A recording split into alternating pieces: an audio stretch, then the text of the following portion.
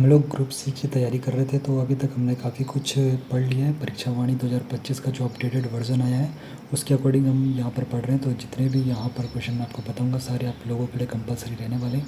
तो उत्तराखंड के प्रत्येक चिन्ह तक हमने पढ़ लिया और आज हम कवर कर लेंगे उत्तराखंड का शासन प्रशासन, उत्तराखंड के जनपद के कवर कर लेंगे, पंचायती राज व्यवस्था आज कवर हो जाएगा, अन्य महत्वपूर्ण आयोग के जो प्रश्न बनेंगे वो भी यहाँ पे कवर हो जाएंगे और जो अतिरिक्त यहाँ पे फैक्ट्स और क्वेश्चन आपके लिए रहेंगे वो सारे यहाँ पे कवर हो जाएंगे।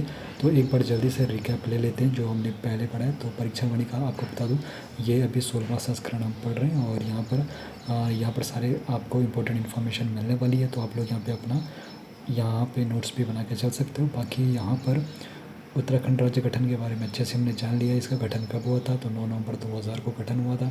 उसके बाद घोषणा कब होती है सबसे पहले उत्तराखंड राज्य के गठन की, तो सबसे पहले घोषणा होती है 15 अगस्त 1996 को। उस वक्त जो प्रधानमंत्री थे HD देवेगौड़ा जी थे। और उसके बाद उत्तर प्रदेश पुनर्गठन विधेयक के बारे में सभी लोगों ने जान लिया था कि उत्तर प्रदेश पुनर्गठन विधेयक जब आया था तो सबसे पहले लोकसभा में ये पारित होता। 1 अगस्त 2000 को ये लोकसभा में पारित हुआ था। उसके बाद ये राज्यसभा में गया था, राज्यसभा में 10 अगस्त 2000 को पारित हुआ। और राज्यसभा में पारित होने के बाद राष्ट्रपति के हस्ताक्षर इसमें हुए थे 28 अगस्त को 2000 को। तो उस वक्त जो राष्ट्रपति थे, जब यहाँ पे राष्ट्रपति के हस्ताक्षर हुए उत्तर प्रदेश पुनर्गठन विधेयक के ऊपर, तो KR नारायण जी उस वक्त राष्ट्रपति थे। तो ये इन्फॉर्मेशन आप लोगों को पता होनी चाहिए। बाकी भारत का ये 27वां राज्य था। उत्तराखंड जब बना था तो भारत का 27वां राज्य था। बाकी हिमालयी राज्यों के क्रम में इसका जो नंबर आता है 11वां नंबर आता है। और गठन के समय जो केंद्र में सरकार थी वो NDA की थी। उस वक्त जो प्रधानमंत्री थे अटल बिहारी वाजपेयी जी उस वक्त प्रधानमंत्री थे। और बाकी यहाँ पर यूपी के CM के बारे में पूछेगा तो जब उत्तराखंड का गठन हुआ था उस वक्त इसका नाम उत्तरांचल था। और उस वक्त जो यूपी के CM थे 2000 के वक्त राजनाथ सिंह जी थे। बाकी जो राजधानी जो उत्तराखंड की राजधानी है, तो उत्तराखंड की 2 राजधानी है, एक शीतकालीन है और एक ग्रीष्मकालीन है। तो शीतकालीन जो राजधानी उत्तराखंड की है वो देहरादून को बनाया गया है और जो ग्रीष्मकालीन राजधानी है वो गैरसैंण को बनाया गया। तो गैरसैंण को शीतकालीन जो ग्रीष्मकालीन राजधानी गैरसैंण उसको राजधानी बनाया था 8 जून 2020 को। यहाँ पर गैरसैंण को राजधानी बना दिया गया था। बाकी यहाँ पर नाम परिवर्तन जो हुआ था तो उत्तरांचल का नाम उत्तराखंड हुआ था 1 जनवरी 2007 से उत्तरांचल का नाम उत्तराखंड कर दिया गया। तो ये आप लोगों के लिए उत्तराखंड राज्य गठन से प्रश्न बनने वाले हैं। बाकी उत्तराखंड के प्रतीक चिन्ह के बारे में भी हमने पूरी इन्फॉर्मेशन ले ली है। और सबसे पहले उत्तराखंड के जो प्रतीक चिन्ह है इनका निर्धारण होता है अप्रैल 2001 में इनका निर्धारण होता है। और राज्य चिन्ह के बारे में आपको मैंने बता दिया। तो राज्य चिन्ह क्या है आपका, तो राज्य चिन्ह में एक गोलाकार मुद्रा है, उसमें आप लोगों को 3 पर्वत चोटियाँ दिखेंगी, उस बीच में आप लोगों को गंगा की 4 लहरें दिखेंगी और मध्य में आपको अशोक की लाट दिखेगी। और अशोक की लाट के नीचे सत्यमेव जयते लिखा है। सत्यमेव जयते कहाँ से लिया गया, तो मुंडक उपनिषद से यहाँ पर सत्यमेव जयते लिया गया है। और निचले भाग में उत्तराखंड राज्य लिखा गया है नीले रंग में।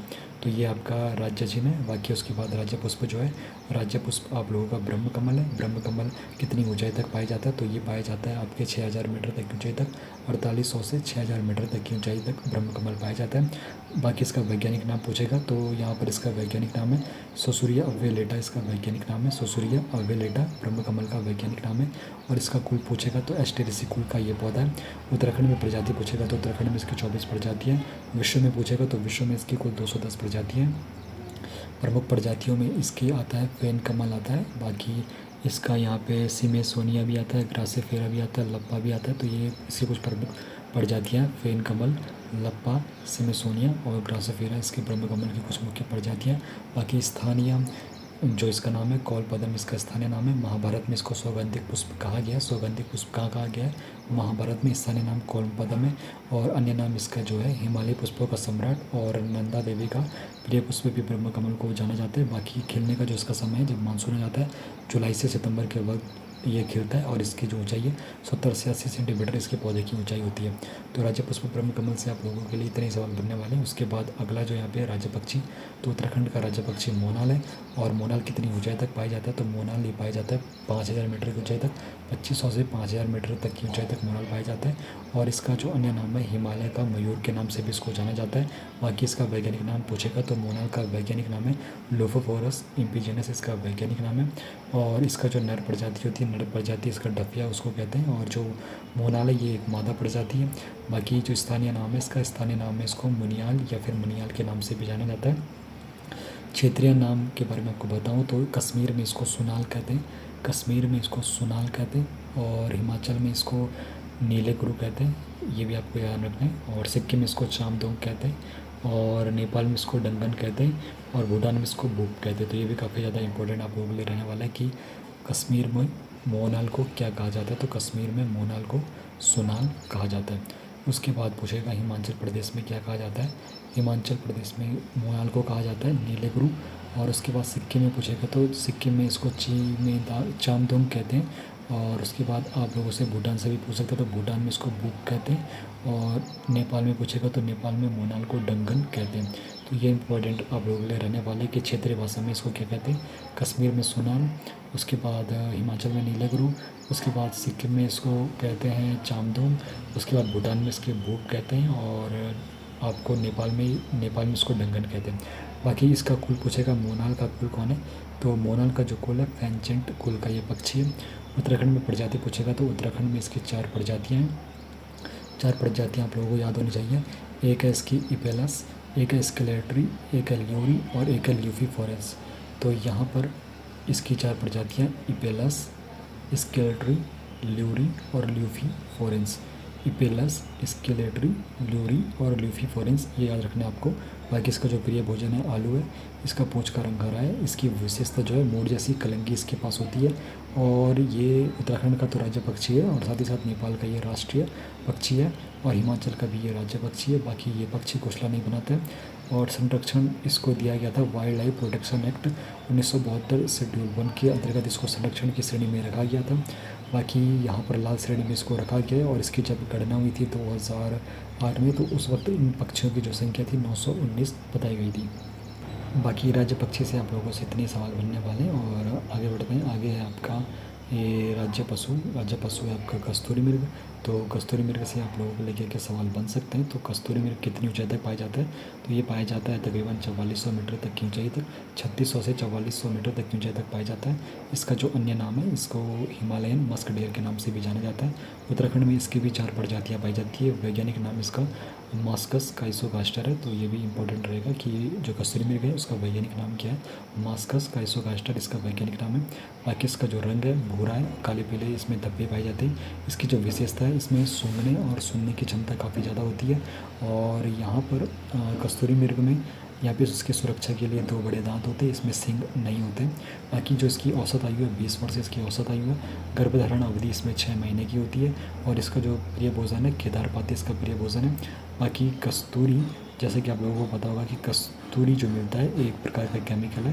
तो ये कस्तूरी ये सिर्फ नर मृग से मिलता है, ये मादा से नहीं मिलता है। जो नर मृग 1 वर्ष से अधिक का होता है उसी से ये मिलता है। और 3 वर्ष में एक बार ये प्राप्त किया जा सकता है। और जब एक बार में इसको लिया जाता है तो 30 से 45 ग्राम तक एक बार में इसके एक कस्तूरी लिया जाता है। बाकी इसकी जो प्रकृति होती है सुगंध वाला जटिल प्राकृतिक रसायन है।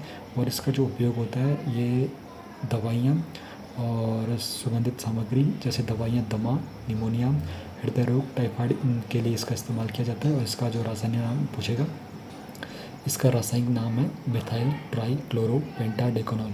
मिथाइल ट्राई क्लोरो पेंटाडेकोनॉल इसका रासायनिक नाम है किसका, कस्तूरी का।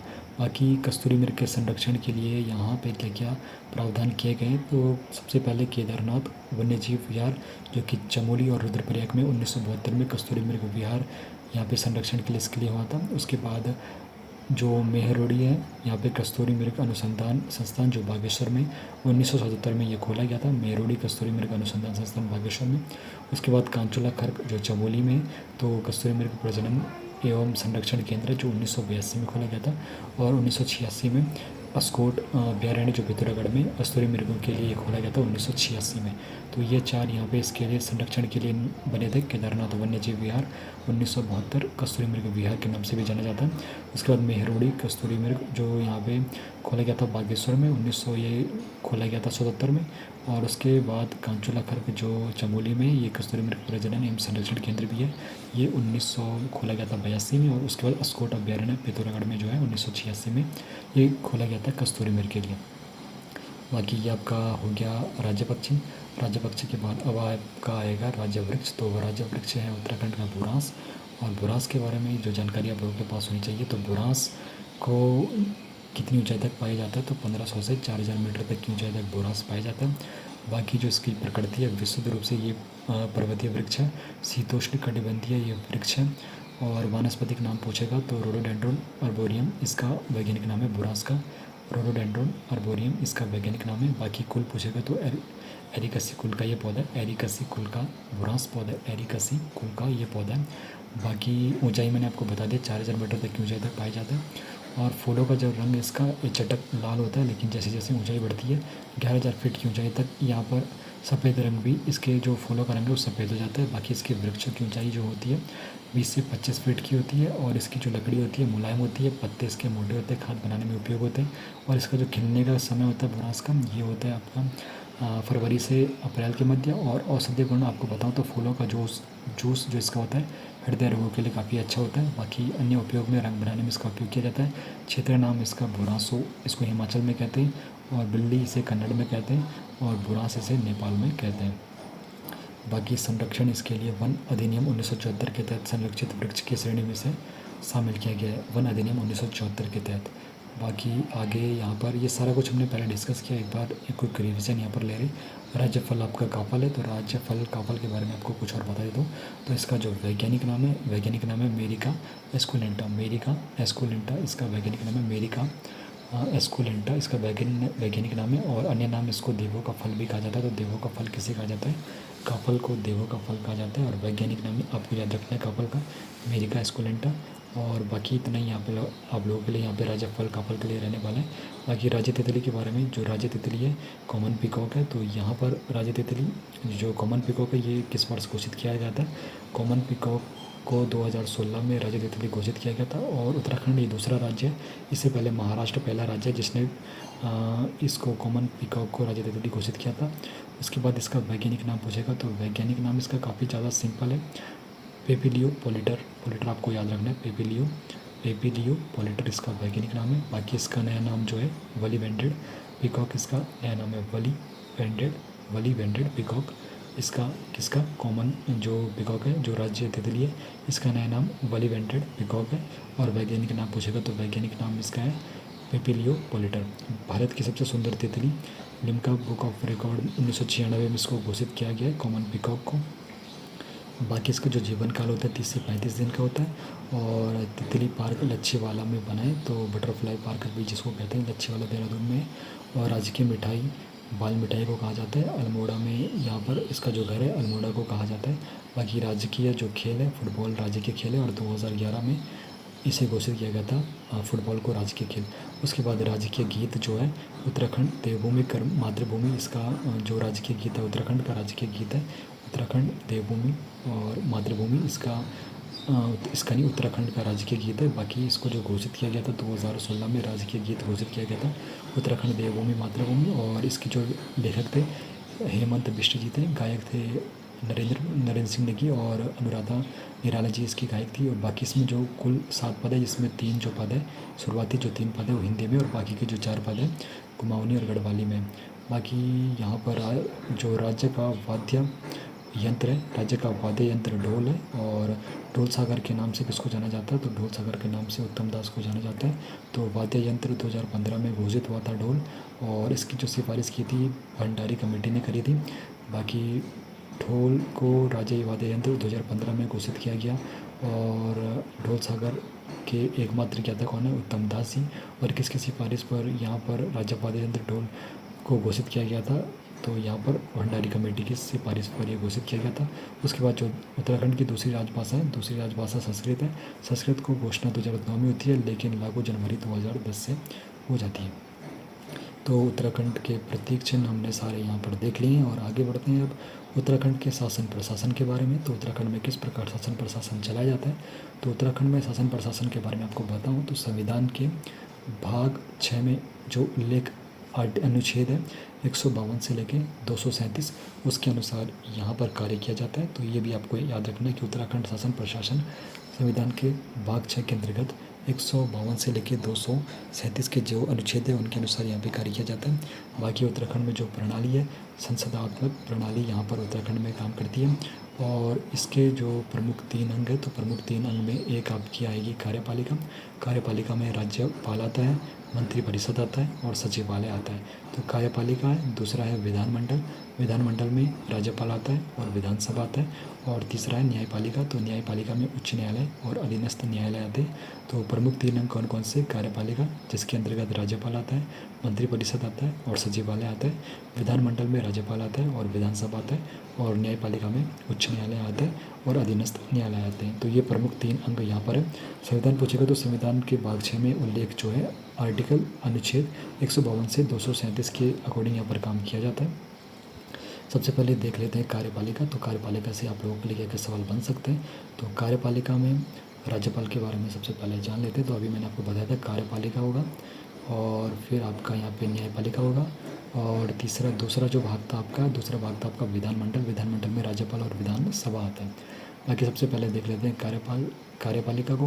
तो कार्यपालिका में राज्यपाल के बारे में जान लेते हैं। तो राज्यपाल के यहाँ पे क्या क्या प्रश्न बन सकते हैं। तो राज्यपाल किस अनुच्छेद के अंतर्गत यहाँ पर आता है। तो अनुच्छेद 153 के अंतर्गत राज्यपाल का यहाँ पर उल्लेख होता है। किसी भी राज्य में राज्यपाल जो बनने का यहाँ पे अनुच्छेद होता है, किस अनुच्छेद के अंतर्गत बनता है। अनुच्छेद 153 के अंतर्गत राज्यपाल बनता है।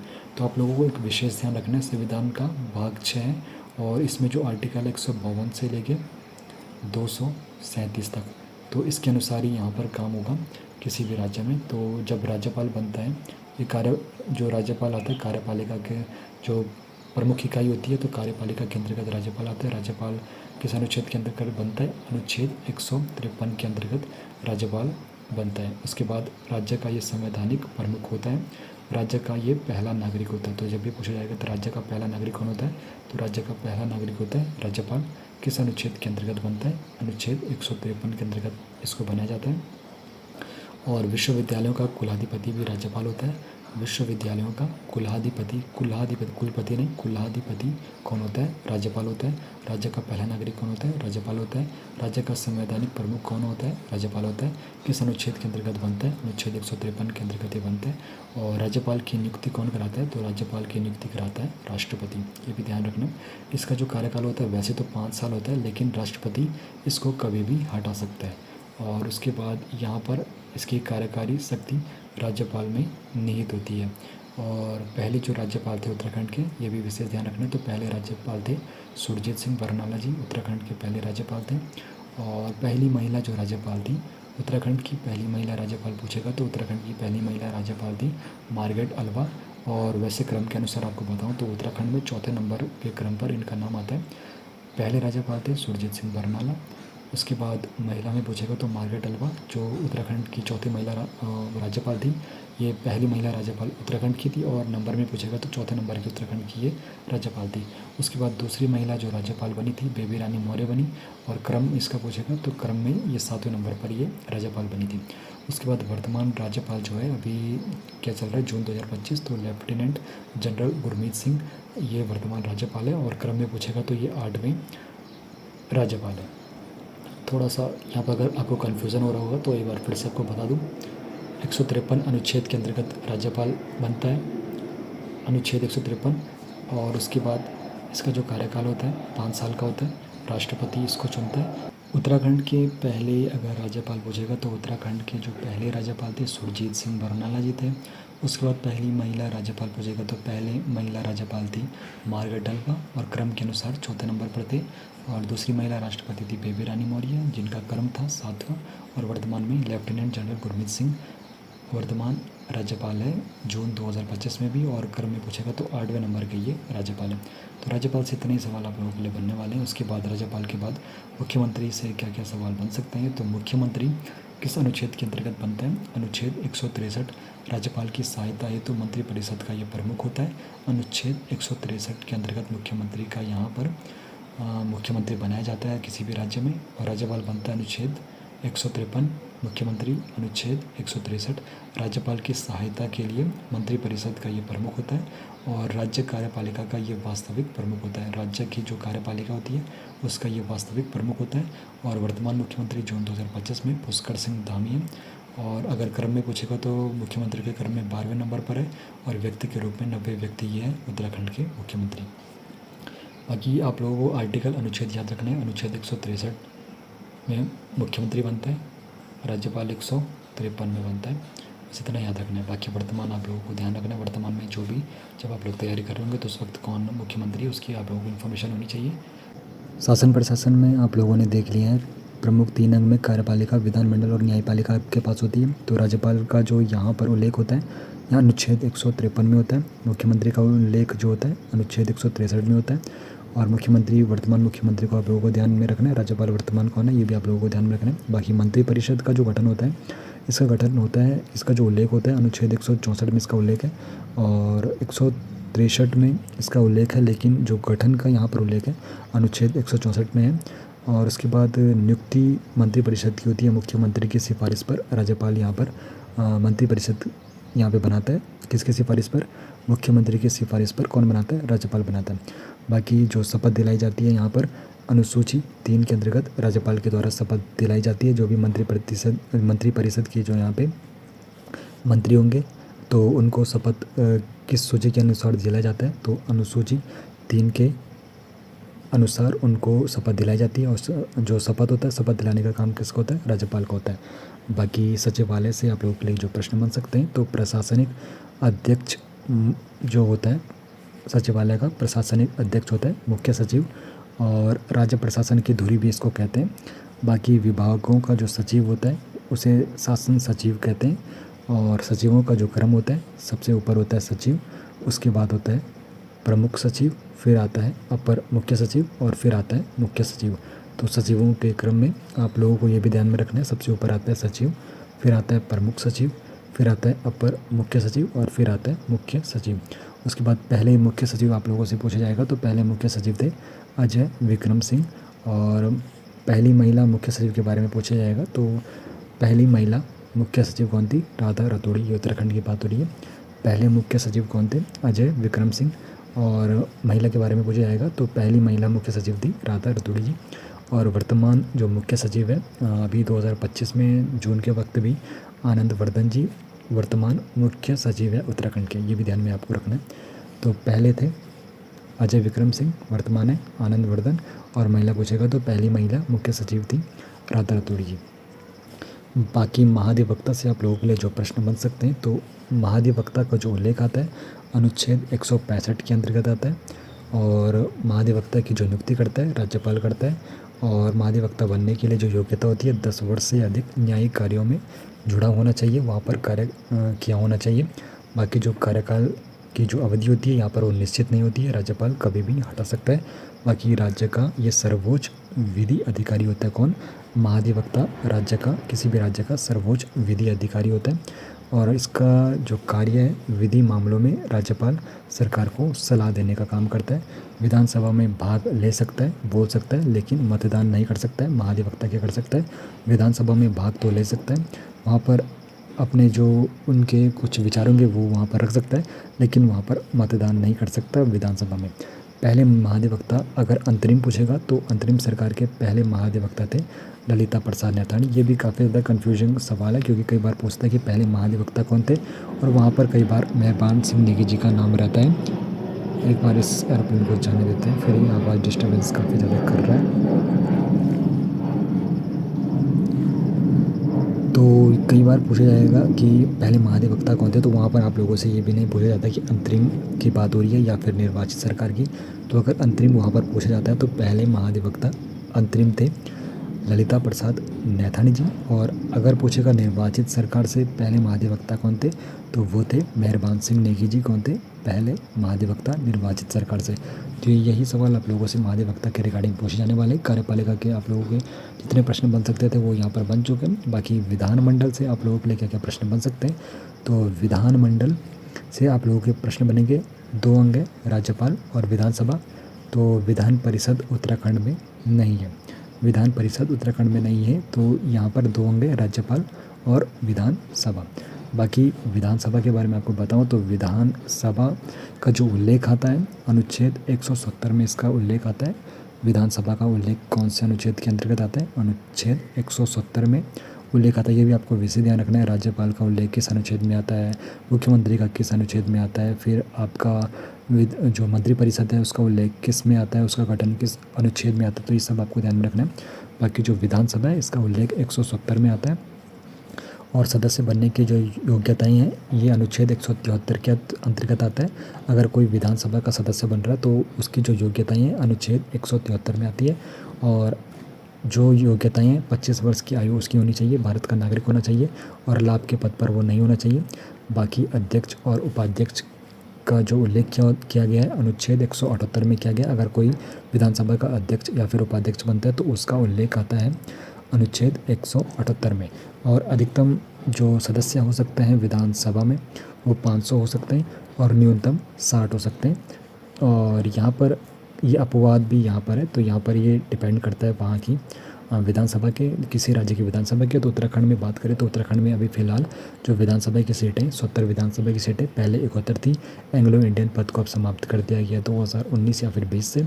बाकी जो चुनाव होता है वयस्क मताधिकार प्रत्यक्ष रीति से यहाँ पर होता है। और यहाँ पर तीसरी अनुसूची के अंतर्गत यहाँ पर जो भी चुना जाता है यहाँ पर उसको शपथ दिलाई जाती है। बाकी जो यहाँ पर चुना गया यहाँ पर जो विधानसभा में जाता है उसका जो कार्यकाल होता है 5 साल का होता है। आपातकाल में इसको 1 वर्ष तक और बढ़ाया जा सकता है। बाकी गणपूर्ति कोरम में वो 1/10 सदस्य होता है न्यूनतम, यहाँ पर 10 सदस्य होने चाहिए। और बाकी यहाँ पर 2 बैठकों के बीच का जो अंतर होता है अधिकतम 6 महीने का होना चाहिए। 6 महीने से ज़्यादा का यहाँ पर अंतर नहीं होना चाहिए। अधिकतम यहाँ पे 6 महीने बताया गया 2 बैठकों के बीच का अंतर। और सीटों के बारे में आपको बताऊँ विधानसभा की सीटें, तो विधानसभा जब राज्य गठन नहीं हुआ था तो राज्य गठन से पहले यूपी में 22 विधानसभा और 9 विधान परिषद की सीटें थी। 2001 में परिसीमन हुआ था तो उस वक्त यहाँ पर 70 विधानसभा सीटें हुई थी। और 2006 से 8 के बीच में भी परिसीमन एक बार हुआ था। 6 पर्वतीय सीटें समाप्त कर दी गई थी लेकिन 6 नई मैदानी सीटें बनाई गई थी, जिसमें रायपुर, लाल कुआं, नानकमत्ता, किच्छा, हरिद्वार ग्रामीण और बीएचएल इसको यहाँ पर शामिल किया गया था। तो राज्य गठन से पहले पूछेगा तो राज्य गठन से पहले यहाँ से मतलब उत्तराखंड से यूपी की सरकार में 22 विधानसभा सीटें थी और 9 विधान परिषद की सीटें थी। बाकी आरक्षित सीटों के बारे में आप लोगों को जानकारी होनी चाहिए। तो उत्तराखंड में 70 विधानसभा सीटें, 70 विधानसभा सीटें में एससी शेड्यूल कास्ट के लिए 13 सीटें। और 13 सीटें कौन कौन सी हैं शेड्यूल कास्ट के लिए, तो एक पुरोला है, थराली है, घनसाली है, गंगोलीहाट है, राजपुर रोड है, ज्वालापुर है, भगवानपुर है, जबेड़ा है, पौड़ी है, बागेश्वर है, सोमेश्वर है, नैनीताल है और बाजपुर है। बाकी एसटी के लिए जो आरक्षित सीट है, एसटी के लिए 2 आरक्षित सीटें, एक चक्राता है और एक नानकमत्ता है। तो सर्वाधिक एससी की जो सीटें शेड्यूल कास्ट की वो हरिद्वार में है। हरिद्वार जिले में सबसे ज़्यादा एससी के लिए सीटें। तो आप लोगों से इतने प्रश्न बनने वाले हैं विधानसभा से। बाकी अब बात कर लेते हैं अंतरिम विधानसभा के बारे में। अंतरिम विधानसभा में यहाँ पर जो इसका गठन हुआ था अंतरिम विधानसभा का 9 नवंबर 2000 को हुआ था। और अंतरिम विधानसभा में जो सदस्य थे 30 सदस्य थे, जिसमें 23 बीजेपी के थे। और प्रोटेम स्पीकर यहाँ पर काजी मोहम्मद मोहिद्दीन थे। तो प्रोटेम स्पीकर के बारे में पूछा जा सकता है कि अंतरिम विधानसभा में प्रोटेम स्पीकर कौन थे, तो काजी मोहम्मद मोहिद्दीन प्रोटेम स्पीकर थे। बाकी अध्यक्ष पूछेगा तो अंतरिम विधानसभा जब बनी थी तो उस वक्त जो अध्यक्ष थे प्रकाश पंत जी थे। और पहला सत्र अंतिम विधानसभा का 9 जनवरी 2001 से शुरू हुआ था। और पहले अंतरिम मुख्यमंत्री थे नित्यानंद स्वामी जी। और मंत्रिपरिषद 9 कैबिनेट मंत्री थे और 4 राज्य मंत्री थे। बाकी ये पहले यहाँ पे अंतरिम विधानसभा की बात हो रही है। बाकी विपक्ष का यहाँ पर नेता कोई नहीं था। और दूसरे अंतरिम जो मुख्यमंत्री बने थे भगत सिंह कोश्यारी बने थे अक्टूबर 2001 से मार्च 2002 तक, जब तक यहाँ पे चुनाव नहीं हुआ था। तो इतना आप लोगों को ध्यान रखना कि अंतरिम विधानसभा में प्रोटेम स्पीकर कौन थे, काजी मोहम्मद मोहिद्दीन। और उस वक्त जो अध्यक्ष थे अंतरिम विधानसभा के वो प्रकाश पंत जी थे। और जो इनका पहला सत्र हुआ था 9 जनवरी 2001 को हुआ था। बाकी इसका जो गठन हो गया था 9 नवंबर 2000 को हुआ था। और जब गठन हुआ था तो 30 सदस्य थे, जिसमें 23 बीजेपी के थे। पहले मुख्यमंत्री नित्यानंद स्वामी जी थे और दूसरे मुख्यमंत्री भगत सिंह कोश्यारी जी थे। बाकी जो विपक्ष का यहाँ पर कोई भी नेता अंतरिम विधानसभा में नहीं था। बाकी उत्तराखंड विधानसभा चुनाव सबसे पहले 2002 में होते हैं। तो अभी तक उत्तराखंड में 5 विधानसभा चुनाव हो चुके हैं। तो पहला विधानसभा जो चुनाव हुआ था 14 फरवरी 2002 को हुआ था। और उस वक्त कौन जीते थे? उस वक्त कांग्रेस जीती थी। तो उस वक्त जो मुख्यमंत्री बने थे, पहले निर्वाचित मुख्यमंत्री पूछा जाएगा तो पहले निर्वाचित मुख्यमंत्री थे नारायण दत्त तिवारी, और ये एकमात्र मुख्यमंत्री थे जिन्होंने 5 साल का कार्यकाल पूरा किया था। और अब विधानसभा में यहाँ पर कांग्रेस की सरकार तो बन गई, लेकिन अब उस वक्त जो विधानसभा अध्यक्ष चुने गए थे निर्वाचित, तो वो यशपाल आर्य है। तो ये भी कई बार पूछा जाता है कि जो यहाँ पर विधानसभा अध्यक्ष थे पहली निर्वाचित सरकार के, तो कौन था? यशपाल आर्य जी थे। उसके बाद महिलाएं चुनकर जो आई गई थी, 4 महिलाएं चुनकर आई गई थी। और ये भी डेट आपको ध्यान में रखना है कि 14 फरवरी 2002 को यहाँ पर पहला चुनाव हुआ था। उसके बाद जो दूसरा चुनाव हुआ था आपका 2007 में। 2007 में चुनाव हुआ था, और उस वक्त जो मुख्यमंत्री बने भुवन सिंह खंडूरी बने थे 2007 से 2009। फिर रमेश पोखरियाल बने थे 2009 से 2011। उसके बाद खंडूरी एक बार फिर से मुख्यमंत्री बने गए 2011 से 2012। और उस वक्त दूसरे चुनाव में विधानसभा अध्यक्ष बने थे हरिवंश कपूर जी। और वैसे बात करें तो वे तीसरे नंबर पर है, क्योंकि पहले अंतरिम में सबसे पहले प्रकाश पंत थे। उसके बाद जब निर्वाचित आए थे तो उस वक्त यशपाल जी थे। उसके बाद फिर तीसरे नंबर पर व्यक्ति के रूप में ये हरिवंश कपूर है, लेकिन दूसरे चुनाव में ये बने थे हरिवंश कपूर जी। और पहली उपाध्यक्ष जो बनी थी विजय बर्थवाल जी बनी थी विधानसभा की। उसके बाद महिलाएं जो यहाँ पर चुनकर आई थी, दूसरे चुनाव में 4 महिलाएं चुनकर आई थी। बाकी तीसरे चुनाव में बात करें तो तीसरा जो चुनाव हुआ था 2012 में हुआ था, और 2012 में चुनाव हुआ था। और उस वक्त जो विधानसभा के अध्यक्ष चुने गए थे गोविंद कुंजपाल चुने गए थे। और वैसे उस रूप से वो देखा जाए कि यहाँ पे क्रम वाइज गोविंद कुंजपाल जी चौथे नंबर पे थे। पहले पे अंतरिम में प्रकाश पंत, दूसरे पे जब चुनाव हो गया था उस वक्त यशपाल आर्य जी, फिर तीसरे पे हरिवंश कपूर जी, फिर चौथे नंबर पर अभी गोविंद कुंजपाल जी। और ये जब तीसरा चुनाव होता है विधानसभा का, तो उस वक्त अध्यक्ष थे मुख्यमंत्री विजय बहुगुणा जी बनते हैं 2012 से 2014, और हरीश रावत भी 2014 से 2016 के बीच मुख्यमंत्री बनते हैं तीसरे चुनाव के वक्त। बाकी राष्ट्रपति शासन यहाँ पर लगता है 27 मार्च से 11 मई 2016 तक, 46 दिन का ये राष्ट्रपति शासन यहाँ पर लगता है। और तीसरे चुनाव में जो महिलाएं चुनकर आई थी, 5 महिलाएं चुनकर आई थी। राष्ट्रपति शासन के बारे में पूछा जा सकता है कि राष्ट्रपति शासन कब लगा था, तो 27 मार्च 2016 को लगा था, और 11 मई 2016 तक लगा था, 46 दिन का। जब तीसरा विधानसभा चुनाव हुआ था उसी वक्त ये लगा था, 2016 में तीसरे विधानसभा के समय में ये लगा था। उसके बाद चौथा जो विधानसभा चुनाव हुआ था ये तकरीबन 2017 में हुआ था, चौथा विधानसभा। उस वक्त जो अध्यक्ष बने थे प्रेमचंद अग्रवाल जी बने थे, और क्रम के रूप में इनका 5वां नंबर आता है। और चौथे विधानसभा चुनाव में यहाँ पर मुख्यमंत्री बनाए जाते त्रिवेंद्र सिंह रावत, और पुष्कर सिंह धामी को यहाँ पे मुख्यमंत्री भी बनाया जाता है। तो चौथे विधानसभा में काफ़ी बदलाव हुए थे, कभी त्रिवेंद्र सिंह रावत बनते हैं, कभी तीरथ सिंह रावत बनते हैं, कभी धामी जी बनते हैं। तो इस प्रकार यहाँ पे काफ़ी ज़्यादा परिवर्तन देखने को मिला था मुख्यमंत्री के रूप में। उसके बाद यहाँ पर चौथे चुनाव जब हुआ था विधानसभा का, तो उस वक्त 5 महिलाएं जीत के आई थी। और 5वां जो चुनाव हुआ था जो हाल ही में हुआ था 2022 में ये चुनाव हुआ था, और उस वक्त जो अध्यक्ष बनी थी रितु खंडूरी जी विधानसभा की अध्यक्ष बनी थी, पहली महिला विधानसभा अध्यक्ष भी थी। और क्रम के रूप में इनका क्रम आता 6ठे नंबर पर, और पहली महिला विधानसभा अध्यक्ष भी है। और विधानसभा इनका जो क्षेत्र है कोटद्वार है। बाकी जो अभी मुख्यमंत्री है पुष्कर सिंह धामी है, और 12वां इनका क्रम है, और व्यक्ति के रूप में 9वें नंबर पर ही आते हैं। और अभी यहाँ पर 8 महिलाएँ 5वें विधानसभा चुनाव में जीत कर आई है। तो ये रही उत्तराखंड विधानसभा चुनाव के कुछ इंपॉर्टेंट क्वेश्चन। और संसद में प्रतिनिधित्व के बारे में आपको बताऊं तो लोकसभा में जो सीटें हैं उत्तराखंड से 5 सीटें, एक आपकी आएगी अल्मोड़ा से जो SC सीट है, आरक्षित सीट है। एक आती है पौड़ी से, एक आती है टिहरी से, एक आती है हरिद्वार से, और एक आती है नैनीताल से। राज्यसभा की आपकी 3 सीटें, और इसमें कोई भी आरक्षण नहीं है। बाकी विधानमंडल आप लोगों का कवर हो चुके हैं। और न्यायपालिका के बारे में जान लेते हैं। तो न्यायपालिका उत्तराखंड का उच्च न्यायालय के बारे में सबसे पहले जान लेते हैं। तो उत्तराखंड का उच्च न्यायालय सभी को पता है, उत्तराखंड का उच्च न्यायालय कहाँ है? नैनीताल है। और ये किस आर्टिकल के अंतर्गत इसका उल्लेख है? तो अनुच्छेद 214 के उसमें इसका उल्लेख है। तो उत्तराखंड के उच्च न्यायालय का उल्लेख अनुच्छेद 214 के अंतर्गत आता है। और इसका जो गठन हुआ था 9 नवंबर 2000 को हुआ था उत्तर प्रदेश पुनर्गठन अधिनियम भाग 4 के अंतर्गत। और देश का ये 18वां हाई कोर्ट था। कौन से नंबर का? 18वां देश का, यानी कि भारत का ये 18वां हाई कोर्ट था। और ये कहाँ स्थित है? ये नैनीताल में स्थित है। बाकी अधीक्षण का जो अधिकार है, इसका अधीक्षण का अधिकार अनुच्छेद 127 के अंतर्गत इसका उल्लेख आता है।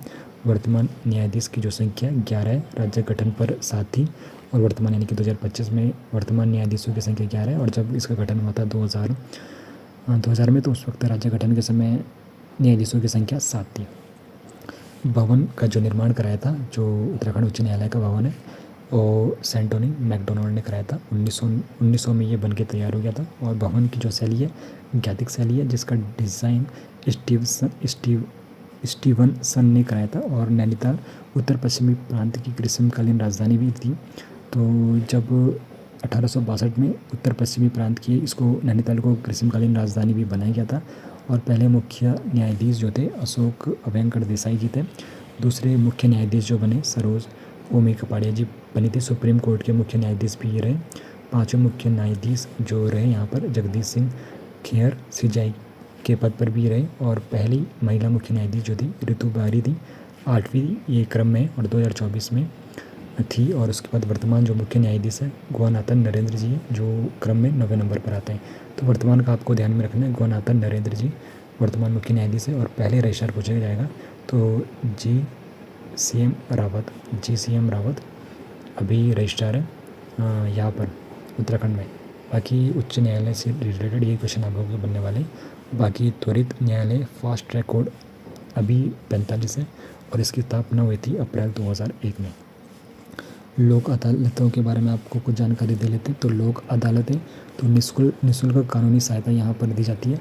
उत्तराखंड कानूनी सहायता एवं परामर्श बोर्ड। और न्याय पंचायतों के बारे में आपको बताऊँ तो यहाँ पर 500 रुपये तक के मामलों की सुनवाई न्याय पंचायतों में हो जाती है। उसके बाद लोकायुक्त के बारे में कुछ और पढ़ लेते हैं। तो लोकायुक्त में यहाँ पर जो विधेयक पारित हुआ था 1 नवंबर 2011 को यहाँ पर विधेयक पारित हुआ था। और उसके बाद इसकी जो संरचना थी, 1 अध्यक्ष और 5 इसमें सदस्य थे। ज़रूरत पड़ने पर 7 भी यहाँ पे बनाए जाते थे। इसका उद्देश्य था भ्रष्ट अधिकारी और नेताओं की जांच। विधेयक पारित कब हुआ था? 1 नवंबर 2011 को। बाकी शिकायत सुनवाई हेतु जो यहाँ पर विंग बनाई हुई गई थी, इसका अन्वेषण शाखा, अभियोजन शाखा और न्यायिक शाखा यहाँ पर बनाई गई थी। और विजिलेंस यूनिट लोकायुक्त के अधीन यहाँ पर होता है। बाकी यूसीसी समान नागरिक संहिता जो हाल ही में आया है, तो लागू करने वाला ये आज़ाद भारत का पहला राज्य कौन सा है? उत्तराखंड है। संविधान अनुच्छेद 44 डीपीएसपी में आता है। और 5 सदस्य क्या मसौदा समिति 2022 के अंतर्गत ही आता है। तो यहाँ पर जो अध्यक्ष थे रंजना देसाई जी, सेवानिवृत्त ये जज थी। तो इसके पूछ सकता है कि 5 सदस्य जो मसौदा समिति 2022 थी, उसमें अध्यक्ष किसको बनाया था? तो रंजना देसाई जी को बनाया था, सेवानिवृत्त जज भी थी। और इसमें जो और सदस्य थे प्रमोद कोहली थे, शत्रुघ्न सिन्हा थे, डॉक्टर सुरेखा डंगवाल जी थी, और मनु गढ़ भी यहाँ पर इनकी 5 सदस्यीय मसौदा समिति की यहाँ पे सदस्य थी। बाकी ये लागू होता है 27 जनवरी 2025 को ये लागू कर दिया जाता है। और अन्य राज्य कौन कौन से भारत में जहाँ पर ये यूसीसी है समान नागरिक संहिता? तो गोवा है। और आज़ाद भारत का ये उत्तराखंड पहला राज्य है जिसने यूसीसी लागू किया 27 जनवरी, यानी कि जब आपका गणतंत्र दिवस होता है उसके एक दिन के बाद 27 जनवरी 2025 को लागू कर दिया गया था। तो उत्तराखंड शासन प्रशासन से आप लोगों के लिए इतने सवाल रहने वाले हैं। बाकी आगे आने वाली वीडियोज़ में उत्तराखंड के जनपद जानेंगे, पंचायती राज व्यवस्था जानेंगे, अन्य महत्वपूर्ण आयोग के कुछ प्रश्न और अतिरिक्त तथ्य के साथ हम कुछ और जानकारी यहाँ पर लेने की कोशिश करेंगे।